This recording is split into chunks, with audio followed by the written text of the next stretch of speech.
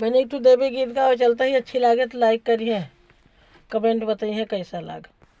मैहर गली मैया, मैहर गली मैया, होते आना मैहर गली मैया, मैहर गली मैया, होते आना। अपने लिए मैया मुकुट ले आना, अपने लिए मैया मुकुट ले आना। हमारे लिए बिंदिया, हमारे लिए बिंदिया लेते आना। हमारे लिए बिंदिया, हमारे लिए बिंदिया लेते आना।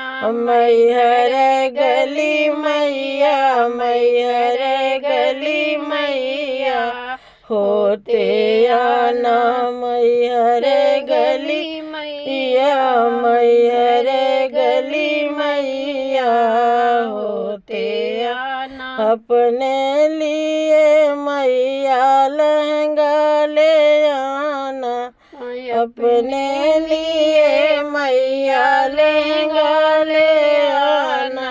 हमारे लिए चुनरी, हमारे लिए चुनरी लेते आना। हमारे लिए चुनरी, हमारे लिए चुनरी लेते आना।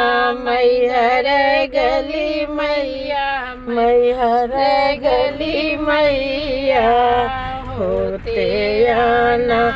अपने लिए मैया छागल ले आना, अपने लिए मैया छागल ले आना। हमारे लिए बिछुआ, हमारे लिए बिछुआ लेते आना। हमारे लिए बिछुआ, हमारे लिए बिछुआ लेते आना। मैहर गली मैया, मैहर गली मैया, होते आना।